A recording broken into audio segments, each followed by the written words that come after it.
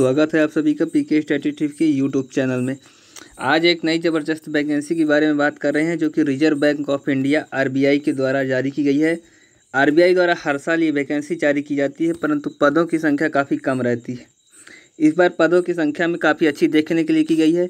DSIM, आप सभी जो यूपीएससी के एस्पिरेंट हैं या कि किसी भी स्टेट के स्टैटिस्टिकल ऑफिसर एग्ज़ाम की प्रिपरेशन कर रहे हैं, तो ये point number 3 DSIM department of statistics and information management के लगभग 20 पदों में वैकेंसी आई। ये 20 पद मत देखिए, ये बहुत अच्छे पद हैं। 1 से 2 पदों में अभी तक वैकेंसी आती थी, मैक्सिमम 3 से 4 जाते थे, ठीक है ना। इस बार 20 पदों में वैकेंसी आई है। जनरल कैटेगरी के लिए 10, EWS कैटेगरी के लिए 1 वैकेंसी। यहाँ पे तो शायद मिस्टेक हुई है, 2 वैकेंसी होनी चाहिए क्योंकि 10% रिजर्वेशन मिलता है, 20 में 2 वैकेंसी आती हैं। किन्तु आप लोग यही नोटिफिकेशन देखें, ठीक है ना। OBC की 3 वैकेंसियाँ हैं, SC की 2 हैं और ST की 4 वैकेंसियाँ हैं। फिर इकोनॉमिक्स वाले स्टूडेंट जो हैं, इकोनॉमिस्ट, जिन्हें department of economics and personal reform, ठीक है ना, जिसमें 17 वैकेंसियाँ आई हैं। मतलब ध्यान देख लीजिए, इकोनॉमिस्ट से ज़्यादा वैकेंसियाँ स्टैटिस्टिशियन की है, ठीक है ना। और जनरल कैडर में लगभग 83 वैकेंसियाँ हैं, जिसमें बहुत सारे लोग एलिजिबल होते हैं, ठीक है ना। तीनों के बारे में बात करेंगे। पूरा एग्जाम पैटर्न, एलिजिबिलिटी क्राइटेरिया, कौन फॉर्म भर सकता है, कितनी फॉर्म फीस है, सारी बातें करेंगे, ठीक है ना। मतलब स्टैटिस्टिक्स, इकोनॉमिक्स और सारे कैटेगरी के स्टूडेंट के लिए ज़बरदस्त वैकेंसी। ये फॉर्म 10 सितंबर से भर रहे हैं। मैं वीडियो बनाना थोड़ा लेट हो गया। 30 सितंबर को लास्ट डेट है, 6 बजे तक। ध्यान रखिएगा, 12 PM तक इसकी डेट नहीं रखी गई है, 6 बजे ही इसकी डेट ख़त्म हो जाएगी। इसके बाद आप फॉर्म नहीं भर पाएंगे, ठीक है ना। आगे चलते हैं। इसका जो एग्जामिनेशन है बहुत जल्द होने वाला है, मतलब हर जगह, मतलब जो इस समय सेंसस होने वाली है, पता चला होगा कि 2027 में सेंसस होनी है। उसके तहत हर जगह स्टैटिस्टिकल ऑफिसर की भी भर्ती आ रही है। यूपीएससी द्वारा भी अभी एग्ज़ाम कंडक्ट करा गया है। इसके बाद जो है तो आरबीआई, मतलब इसमें बैंकिंग से रिलेटेड, फाइनेंस सेक्टर से रिलेटेड जो होता है स्टैटिस्टिशियन वर्क करते हैं, ठीक है ना, जिसका एग्जामिनेशन अलग अलग दिन में रखा गया है। जनरल कैडर की बात करें तो इसका एग्जामिनेशन 18 अक्टूबर को रखा गया है, ठीक है ना। 30 सितंबर को फॉर्म भरे जाएंगे और लगभग 18 दिन बाद आपके पेपर हो जाएंगे। फिर इसका फेज़ 2 जो है वो 6 दिसंबर को ले लिया जाएगा। डिपार्टमेंट ऑफ इकोनॉमिक्स की बात करें तो उसमें जो है तो 19 अक्टूबर को पेपर होगा फेज़ 1 का, और फेज़ 2 का जो पेपर होगा वो 7 दिसंबर को होगा। अब बात करते हैं अपने डिपार्टमेंट ऑफ स्टैटिस्टिक्स की एंड इंफॉर्मेशन मैनेजमेंट, मतलब इंफॉर्मेशन भी कलेक्ट करता है ये डिपार्टमेंट। इसका जो फेज़ 1 का DSIM का जो फेज़ 1 का एग्जामिनेशन है वो 19 अक्टूबर को होगा और 7 दिसंबर को इसका भी एग्ज़ाम होगा, मेंस, ठीक है ना, फेज़ 2 जिसे बोला गया है यहाँ पे। अब बात करते हैं एज लिमिट। कितने एज लिमिट को ध्यान रखना, एज लिमिट 1 सितंबर को देखी जाएगी, ठीक है ना। 1 सितंबर 2004 तक, मतलब 2 सितंबर 1995 से लेके 1 सितंबर 2004 तक जिनकी डेट ऑफ बर्थ है, यानी 21 साल से लेके 30 साल तक के उम्मीदवार फॉर्म भर सकते हैं, ठीक है ना। 2 सितंबर 1995 से लेके 1 सितंबर 2004 के बीच में जिसकी डेट ऑफ बर्थ आती है, अपर एज लिमिट प्रिस्क्राइब्ड की गई है कि 30 ईयर है। और अपर एज लिमिट में अपनी कैटेगरी के अनुसार 5 साल के लिए और 3 साल के लिए एज रिलैक्सेशन देखने को मिल जाएगा, ठीक है ना। ये सारी जो एज लिमिट कैलकुलेट की जाएगी, ध्यान रखिए 1 जनवरी को कैलकुलेट नहीं की जाएगी, ये एज लिमिट 1 सितंबर को की जाएगी। यानी 1 सितंबर को इसका नोटिफिकेशन जारी हुआ था, उसी दिन से एज कैलकुलेट की जाएगी, ठीक है ना। अगर आप इस एज लिमिट में आते हैं और एजुकेशन क्वालिफिकेशन रखते हैं तो बात कर आप फॉर्म अप्लाई करिएगा। बहुत अच्छी वैकेंसी है। DSIM department of statistics and information management के लिए जो एसेंशियल क्वालिफिकेशन 2 तरह की होती है, एक एसेंशियल क्वालिफिकेशन, एक डिजायरेबल क्वालिफिकेशन। बात करते हैं एसेंशियल की मतलब ज़रूरी होती है, मतलब ये क्वालिफिकेशन नहीं है तो आप अप्लाई नहीं कर सकते हैं। डिजायरेबल की ये होती है कि मतलब प्रेफरेंस दिया जाता है उनको, ठीक है ना। Education qualification master degree with 55%, मतलब 55% मार्क्स होने चाहिए आपके, ठीक है ना, मास्टर डिग्री में, या कि इक्विवेलेंट CGPA का कन्वर्जन वो दे रखा है खुद, ठीक है ना, कि CGPA कितने में कन्वर्ट होते हैं, कितने मार्क्स में, ठीक है ना। किस सब्जेक्ट से होना चाहिए आपका मास्टर डिग्री होनी चाहिए, या कि स्टैटिस्टिक्स से, या कि मैथमेटिक्स से। मैथमेटिकल स्टैटिस्टिक्स, मैथमेटिक्स से हैं तो मैथमेटिकल स्टैटिस्टिक्स एक सब्जेक्ट होना कंपलसरी है। Applied statistics, quantitative economics, econometrics और इन्फॉर्मेटिक्स से हैं अगर आप, तो इसके लिए एलिजिबल हैं। किसी भी फर्जी यूनिवर्सिटी से मतलब ये मान्य नहीं होगा। किसी भी ऐसी यूनिवर्सिटी जो कि नहीं है, जो यूजीसी और आईसेक्ट से अप्रूव नहीं है, वो उस यूनिवर्सिटी का मान्य नहीं होगा। ठीक है ना। किसी फॉरेन यूनिवर्सिटी से हैं तो भी मान्य होगा। इसके बाद सेकंड एजुकेशन क्वालिफिकेशन है master degree 55% marks in all semester. मतलब ध्यान रखिएगा, आपके सभी सेमेस्टर में 55% होते हैं। मान लीजिए कोई थर्ड सेमेस्टर में 45% मार्क्स लाया है या कि 53% लाया है, किसी भी सेमेस्टर में वो एलिजिबल नहीं है, भले उसके ओवरऑल 55% से ज़्यादा बनते हो। ठीक है ना, यहाँ पे क्लियर है। अब ये NEP न्यू एजुकेशन पॉलिसी, खैर ये स्टूडेंट अभी तक पहुँचे नहीं होंगे कि फॉर्म अप्लाई कर पाएँ, पर इनके लिए भी दिया हुआ है कि अगर आपने 4 ईयर बैचलर डिग्री प्रोग्राम किया है, 5 ईयर नहीं किया है, तो 4 ईयर बैचलर डिग्री प्रोग्राम में 60% मार्क्स आपके होने कंपलसरी हैं। फिर 1 साल का MSc या कि MStat या कि कोई ऐसी क्वालिफिकेशन जो कि mathematical statistics, applied statistics, quantitative statistics या इकोनॉमिक्स, डेटा साइंस। यहाँ पे 4 ईयर बैचलर डिग्री प्रोग्राम में देखिए, 3 ईयर बैचलर डिग्री प्रोग्राम में और MSc में डाटा साइंस को एलिजिबल नहीं किया है, लेकिन यहाँ पे 4 ईयर बैचलर डिग्री प्रोग्राम में डाटा साइंस को एलिजिबल किया है, AI ML को किया है। आर्टिफिशियल इंटेलिजेंस वाले स्टूडेंट भी अप्लाई कर सकते हैं, मशीन लर्निंग वाले स्टूडेंट भी अप्लाई कर सकते हैं, और बिग डेटा एनालिटिक्स, ये 3 नई एजुकेशन क्वालिफिकेशन इन्होंने जोड़ रखी है। ये भी गवर्नमेंट UGC से अप्रूव्ड होना चाहिए। ऐसी कोई यूनिवर्सिटी या ऑनलाइन डिग्री कोर्स इसमें एलिजिबल नहीं है। ठीक है ना, ध्यान रखिएगा। कहते हैं हर जगह बोला जाता है कि ऑनलाइन डिग्री कर लीजिए, पर तो यहाँ पे लिखा हुआ है clearly online degree course eligible नहीं है। ठीक है ना। अब डिपार्टमेंट ऑफ इकोनॉमिक्स की बात करें तो उसमें आपको MA होना चाहिए या कि MSc होनी चाहिए इकोनॉमिक्स से। क्लियर है, MA होना चाहिए या कि MSc होनी चाहिए इकोनॉमिक्स से। MSc कोर्स में अगर आपके ये सब्जेक्ट पढ़े हैं, सब्जेक्ट देख लीजिए कौन कौन से हैं, quantitative economics, mathematical economics, applied economics, econometrics, financial economics. यानी ध्यान रखिएगा, जो स्टैटिस्टिक्स के स्टूडेंट है वो इकोनोमेट्रिक्स एक सब्जेक्ट पढ़ते हैं, वो भी डिपार्टमेंट ऑफ इकोनॉमिक्स के लिए एलिजिबल होते हैं। ठीक है ना। एग्रीकल्चर इकोनॉमिक, यहाँ पे देखिए एग्रीकल्चर स्टैटिस्टिक्स वाले अलाउ नहीं है, परंतु एग्रीकल्चर इकोनॉमिक्स वाले अलाउ हैं। ध्यान रखिएगा, एग्रीकल्चर स्टैटिस्टिक्स वाले फॉर्म फिल नहीं कर सकते। फिर इंडस्ट्रियल इकोनॉमिक्स, डेवलपमेंट इकोनॉमिक्स या कि प्रिंसिपल कॉन्स्टिट्यूट में जो भी इकोनॉमिक्स से रिलेटेड सिलेबस है, जहाँ पे इकोनॉमिक्स मेंशन किया हुआ है, सारे स्टूडेंट एलिजिबल हैं। ठीक है ना।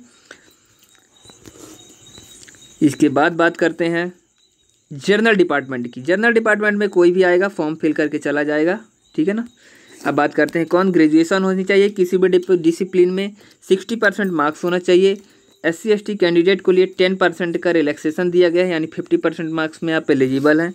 ग्रेजुएशन लेवल में ये देख लीजिए, आपने 12th ग्रेजुएशन लेवल कर रखा हो, इसके बाद अगर 3 ईयर का ड्यूरेशन का आपने कोई भी ग्रेजुएशन किया है तो आप एलिजिबल है। ठीक है ना। अब बात करते हैं, लोग कहते हैं हमारा परसेंट अगर 60% हो तो 6.0 CGPA में हम एलिजिबल हो जाएंगे, परंतु देख लीजिए यहाँ पे कन्वर्जन का फार्मूला दिया है कि अगर आप परसेंटेज में है तो 60% होने चाहिए, और अगर CGPA है तो 6.75 CGPA होना चाहिए। अगर 55% की बात की जाए तो 6.25 CGPA होना चाहिए, और 50% की बात की जाए तो 5.75 CGPA होना चाहिए। ठीक है ना। ये CGPA के कन्वर्जन का फार्मूला इन्होंने दे रखा है। Aggregate grade point percentage marks को ओवरऑल अवार्डेड किया जाएगा। ठीक है ना, उसके एंटायर मतलब जो ड्यूरेशन होगा कोर्स के उसी में। ठीक है ना। इसके बाद करते हैं कितने नंबर ऑफ, ये एग्ज़ाम हर साल होता है, चाहे वैकेंसी 1 आए 2 आए। आप अगर जनरल कैटेगरी के हैं और EWS कैटेगरी के स्टूडेंट हैं तो मैक्सिमम आप 6 बार ये एग्ज़ाम दे सकते हैं। 6 बार में क्वालिफाई करना कंपलसरी होता है, इसके बाद आप एग्ज़ाम नहीं दे सकते। ठीक है ना। फेज़ 1 एग्जामिनेशन के लिए ध्यान रखिए, ये फिर फेज़ 1 के लिए है। अगर फेज़ 1 के बाद आप फेज़ 2 में चले जाते हैं तो ये एलिजिबिलिटी ख़त्म हो जाती है। SC ST PWD के लिए कोई भी रिस्ट्रिक्शन नहीं है, आप अपर एज लिमिट तक फॉर्म अप्लाई कर सकते हैं। ठीक है ना। काम क्या करना पड़ेगा जनरल डिपार्टमेंट के लिए, the bank encourage candidate no prior experience apply, मतलब अगर बैंकिंग सेक्टर का कोई एक्सपीरियंस है तो जनरल डिपार्टमेंट के लिए आप अप्लाई नहीं कर सकते। ठीक है ना। EWS कैंडिडेट, सारे कैंडिडेट के लिए लिखा हुआ है। अब बात करते हैं एग्जामिनेशन स्कीम की। अपेंडिक्स फेज़ 1 और फेज़ 2 के एग्जामिनेशन के बारे में आपको जानने के लिए अपेंडिक्स 2 और अपेंडिक्स 3 देखना पड़ेगा। अपेंडिक्स 3 DEPR और DR के लिए, ठीक है ना, सारी कैटेगरी के लिए मिल जाएगा। Eligibility post online only, online application eligible होंगे। ऑफलाइन किसी भी प्रकार के फॉर्म सबमिट नहीं किए जाएंगे। फीस की बात करें तो फीस काफ़ी रीजनेबल नहीं है, ठीक है ना। कुछ कैटेगरी के लिए जैसे SC ST PWD के लिए 100% और 18% GST, ठीक है ना, देना होगा। GST में अभी जो एजुकेशन सेक्टर में, हायर एजुकेशन में कोई छूट नहीं दी गई है GST में, ठीक है ना। अभी जर्नल OBC और EWS के लिए जो एप्लीकेशन फ़ीस है वो 850 रुपये प्लस 18% GST, ठीक है ना, आपको पे करना होगा। मतलब लगभग 1000 रुपये के समथिंग, ठीक है ना। 1000 से ज़्यादा भी हो सकती है ये फीस। बैंक ट्रांजैक्शन चार्ज अलग से अप्लाई होंगे, ठीक है ना। यहीं पे है, जनरल कैटेगरी वालों के लिए फ़ीस में थोड़ा राहत नहीं दी गई है। आप ऑनलाइन ही अप्लाई करना है, ऑफलाइन किसी प्रकार से अप्लाई फॉर्म नहीं हो रहे हैं। RBI की वेबसाइट में जाना है, ऑफिशियल वेबसाइट से ही और ऑथेंटिक वेबसाइट से ही फॉर्म फिल करना है। ऑनलाइन एप्लीकेशन फॉर्म लिखा हुआ है, वहाँ पे जाएंगे, अपेंडिक्स 1 में क्लिक करेंगे तो आप भर सकते हैं। ध्यान रखिए, फॉर्म आप सिर्फ और सिर्फ 30 सितंबर तक 6 बजे तक फॉर्म फिल कर सकते हैं। इसके बाद आप फॉर्म फिल नहीं कर सकते। बात करते हैं कोरिगंडम। अगर कोई भी इसमें कोरिगंडम यानी कि सुधार होता है, संशोधन होता है, तो सिर्फ RBI की वेबसाइट पे यानी उसके नोटिस बोर्ड पर डला हुआ संशोधन ही मान्य होगा, किसी अन्य संशोधन पर विचार नहीं किया जाएगा। बात करते हैं पे scale. Department of statistics and information management में आप एज अ स्टैटिस्टिशियन वर्क करेंगे। उसके लिए आपको जो सैलरी पे स्केल दिया गया है, जो बेसिक होगा आपको 78,750 रुपये होगा, ठीक है ना। काफ़ी अच्छी सैलरी बनी है जो बेसिक बनेगा, ठीक है ना। आप यहाँ तक कि देख लीजिए, जो UPSC से एस्पिरेंट जाते हैं उनका 56,000 रुपये बेसिक बनता है, ठीक है ना। ये IAS वगैरह जो बनते हैं इनका 56,000 बेसिक रहता है। इसमें से अलाउंस होते हैं, लगभग 1 लाख की सैलरी जाती है।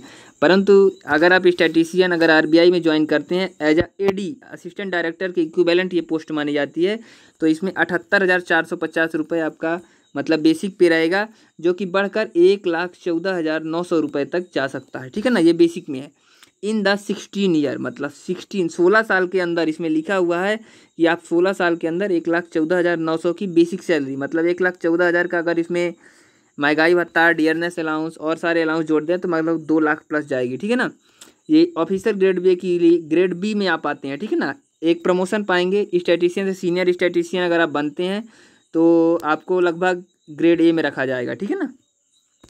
It visibly also eligible the special allowance, मतलब इसके बाद आप ये जो सैलरी लिखी हुई है इसके आप कोई भी स्पेशल अलाउंस जो कि DA grade allowance, DA dearness allowance, local compensatory allowance, special grade allowance, learning allowance, HRA जिसे बोलते हैं हाउस रेंट अलाउंस, और सारे अलाउंस अलग से दिए जाएंगे।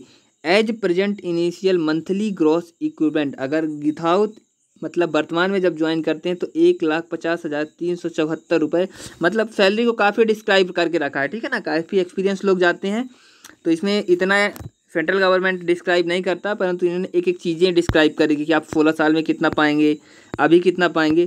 तो लगभग 1,50,374 रुपये आपको अप्रॉक्स फर्स्ट सैलरी मिलेगी, ठीक है ना। इन्होंने क्लियरली मेंशन किया है, हाईलाइट भी किया हुआ है, ये चीज़ देख सकते हैं।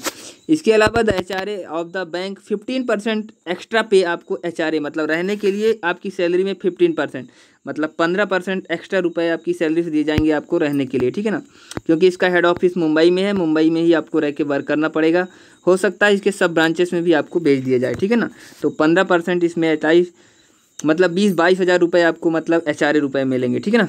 इसके बाद बात करते हैं जो इसका एग्जामिनेशन सेंटर होगा वो गुजरात में बात करें तो अहमदानगर और गांधीनगर, कर्नाटका में बेंगलुरु और मैसूर, मध्य प्रदेश में सिर्फ एक ही एग्जाम सेंटर रखा गया है भोपाल, उड़ीसा में भुवनेश्वर, पश्चिम बंगाल में कोलकाता, मोहाली, चेन्नई, गुवाहाटी, हैदराबाद, जयपुर राजस्थान वालों के लिए। ध्यान रखना, राजस्थान के कई स्टूडेंट हमारे व्यूअर हैं जो कि जयपुर में सिर्फ एक ही सेंटर देखने को मिलेगा। आप लोग डिमांड करते हैं अजमेर में इसका सेंटर नहीं है। रायपुर, छत्तीसगढ़ में रायपुर, जम्मू कश्मीर में जम्मू, उत्तर प्रदेश में कानपुर और लखनऊ 2 सेंटर रखे गए हैं। मुंबई में 3 सेंटर रखे गए हैं, जबकि मुंबई इसका हेड ऑफिस है जहाँ पे 3 सेंटर रखे गए हैं। मुंबई में भी है, नई मुंबई में भी है, थाने में भी है और रायगढ़ में है। 4 सेंटर रखे हैं मुंबई में, सबसे ज़्यादा है। बल्कि दिल्ली में एक ही सेंटर रखा गया है, न्यू दिल्ली में, नागपुर रखा गया है, पटना रखा गया है, पुणे रखा गया है और तिरुवनंतपुरम रखा गया है, ठीक है ना। गिनती के ये एग्जामिनेशन सेंटर है। कुछ स्टेट में एग्जामिनेशन सेंटर नहीं देखने को मिलेंगे, तो आप पास वाले स्टेट में जा सकते हैं एग्ज़ाम देने के लिए। Scheme of the officer grade B exam, ठीक है ना। इसके एग्जामिनेशन की स्कीम काफ़ी बड़ा नोटिफिकेशन है, लगभग 60 पन्नों का नोटिफिकेशन है। मैंने इंपॉर्टेंट चीज़ें रखी हैं, बाकी हमारे टेलीग्राम चैनल पीके स्टैटिस्टिक्स को आप ज्वाइन कर सकते हैं, वहाँ पे आप सारी चीज़ें देखने को मिलेंगी। एक आरबीआई डीएसआईएम के लिए लगभग 1000 स्टूडेंट पहले से प्रिपेयर कर रहे हैं, आप उस ग्रुप को ज्वाइन कर सकते हैं, जो कि यूपीएससी आईएएस और आरबीआई डीएसआईएम के लिए स्पेशल बनाया गया है। और पीके स्टैटिस्टिक्स चैनल को ज्वाइन करते हैं तो वहाँ पे लगभग 2500 स्टूडेंट ऑलरेडी प्रिपरेशन कर रहे हैं, ठीक है ना। पेड ग्रुप भी हम इसका आप लोग कहेंगे तो बना देंगे काफ़ी कम फीस में, ठीक है ना। इसकी जॉब रिक्वायरमेंट जो रहेगी, preliminary undertake economic analysis, economic वालों के लिए इकोनॉमिक एनालिसिस और रिसर्च करना पड़ेगा, मतलब उसमें कंट्रीब्यूशन करना पड़ेगा, जो कि बैंकों की पॉलिसी होती है उसको बनाना पड़ेगा, ठीक है ना। डेटा रिलेटिंग सेलेक्टिंग सेक्टर में करना पड़ेगा, ठीक है ना। एग्जामिनेशन जो होगा रिटर्न एग्जामिनेशन होगा, पेपर 1 होगा, पेपर 2 होगा फेज 1 में, फिर फेज 2 में होगा इसी तरह, ठीक है ना। बात करते हैं इकोनॉमिक्स वालों के लिए जो एग्जामिनेशन पैटर्न है, फेज 1 में आपको फेज 1 और फेज 2 फेज में एग्जामिनेशन होगा, जिसका पैटर्न होगा फेज 1 में पेपर 1 जो होगा ऑब्जेक्टिव होगा इकोनॉमिक्स का। इकोनॉमिक्स का 120 मिनट में 100 मार्क्स का क्वेश्चन पेपर होगा। फिर बात करते हैं पेपर 2 इंग्लिश का होगा, जो कि डिस्क्रिप्टिव टाइप होगा, मतलब एक ऐसे लिखना पड़ेगा आपको, एक लेटर लिखना पड़ेगा और ड्राफ्टिंग हो सकती है। ध्यान रखना ये चीज़ें जो लिखनी पड़ेगी कीबोर्ड में किया जाएगा। ध्यान रखना यहाँ पे एक साथ 2 एग्जाम आपके लिए जा सकते हैं, जो टाइपिंग टेस्ट अलग से होता है इसमें टाइपिंग नहीं ली जा रही, कीबोर्ड में डिस्क्रिप्टिव पेपर लिया जाएगा, मतलब आपको पेन और पेपर में लिखने की ज़रूरत नहीं है। ये इकोनॉमिक्स वाले स्टूडेंट के लिए, स्टैटिस्टिक्स वालों को पेन पेपर में ही लिखना है, ठीक है ना, ध्यान रखिएगा। पेपर 1 डिस्क्रिप्टिव टाइप होता है, जो कि अब देखिए फेज 2 में आप जाएंगे तो फेज 1 पेपर 1 जो होगा वो डिस्क्रिप्टिव टाइप होगा, इकोनॉमिक्स से ही है, क्वेश्चन कंप्यूटर पर डिस्प्ले होंगे, ध्यान रखना। अब देखना जो डिस्क्रिप्टिव पेपर होगा क्वेश्चन कंप्यूटर पर डिस्प्ले होंगे और आपको एक पेन पेपर मतलब एक कॉपी दी जाएगी पूरी, उसमें आपको आंसर लिखना पड़ेगा। इसके लिए भी 120 मिनट दिया जाएगा और 100 क्वेश्चन होंगे। फिर पेपर 2 होगा जिसमें डिस्क्रिप्टिव टाइप होगा, इकोनॉमिक्स का ही पेपर होगा, जो कि इसमें भी क्वेश्चन जो है तो आपको डिस्प्ले होंगे कंप्यूटर स्क्रीन पे और 120 मिनट में 100 क्वेश्चन करना होगा। टोटल 400 नंबर का पेपर होगा, ठीक है ना। 2 डिस्क्रिप्टिव होंगे, 1 ऑब्जेक्टिव होगा और एक ऐसे लेटर ड्राफ्टिंग का होगा, ठीक है ना। सिर्फ ड्राफ्टिंग लिखना है और ड्राफ्टिंग करनी है। बात करते हैं ये जो एग्जामिनेशन होगा स्टैटिस्टिक्स का, वो 7 दिसंबर को होगा फेज 2 का और 19 अक्टूबर को फेज 1 का, ठीक है ना। पेज 1 में जो पेपर 1 होगा वो डिस्क्रिप्ट ऑब्जेक्टिव टाइप होगा, स्टैटिस्टिक्स के 120 मिनट में 100 नंबर के क्वेश्चन आपको हल करने पड़ेंगे, ठीक है ना। इसमें नंबर ऑफ क्वेश्चन नहीं दिया हुआ है, ध्यान रखिए। इसमें पेपर लगभग 2018-19 से पेपर भी रिलीज नहीं होता, ठीक है ना। इसके पहले का पेपर है, मैंने ग्रुप में डाल रखा है, आप देख सकते हैं, अभी डाला है परसों शायद, ठीक है ना। इसका नोटिफिकेशन जब डाला था उसके बाद मैंने प्रीवियस ईयर पेपर ग्रुप में डाल दिए हैं, आप देख सकते हैं कैसे पेपर आते हैं। ये 3-4 सालों से नया पेपर नहीं दिया जाता, पर पेपर का जो बच्चे बताते हैं वो चीज़ें मैंने पेपर डाल चुकी हैं, ठीक है ना, ग्रुप में आप देख सकते हैं। फिर पेपर 2 होगा डिस्क्रिप्टिव टाइप स्टैटिस्टिक्स का होगा, ये 3 घंटे का होगा, 100 क्वेश्चन 3 घंटे। क्वेश्चन पेपर आपको कंप्यूटर पर डिस्प्ले होगा और आंसर आपको पेन पेपर में लिखना होगा। पेपर 3 जो है इंग्लिश का होगा, इंग्लिश में ही, तीनों पेपर इंग्लिश मीडियम में होंगे, हिंदी मीडियम में कोई भी पेपर नहीं होगा, ध्यान रखिए। स्टैटिस्टिक्स का कोई भी पेपर हिंदी मीडियम में नहीं होता, ठीक है ना। जूनियर लेवल के पेपर होते हैं पर एसओ से या उससे ऊपर के लेवल के कोई पेपर हिंदी में नहीं होता। पेपर 3 जो है वो इंग्लिश का डिस्क्रिप्टिव होगा, ये टाइप करना है कीबोर्ड पे आपको, ठीक है ना। इकोनॉमिक्स वालों को 400 नंबर का पेपर देना है और जो स्टैटिस्टिक वाले हैं उनको 300 नंबर का ही पेपर दिया जाएगा, ठीक है ना। 100 मार्क्स के 3 पेपर होंगे, एक स्टैटिस्टिक्स का ऑब्जेक्टिव होगा, एक स्टैटिस्टिक्स का सब्जेक्टिव होगा, एक इंग्लिश का डिस्क्रिप्टिव पेपर देने को मिलेगा, ठीक है ना। ये जो पेपर है आपको 90 मिनट में ही सॉल्व करना होगा और जो डिस्क्रिप्टिव पेपर है यानी 3 घंटे में 100 नंबर का पेपर होगा। नंबर ऑफ क्वेश्चन इसमें नहीं दिए हुए हैं, ठीक है ना। काफ़ी अच्छा पेपर आता है। स्टैटिस्टिक्स की अगर बेसिक नॉलेज है और आपको एनालिटिकल नॉलेज है तो आप इस पेपर को आराम से क्वालिफाई कर सकते हैं। ये आपको नोटिफिकेशन के बारे में सारी चीज़ें बता दी गई हैं।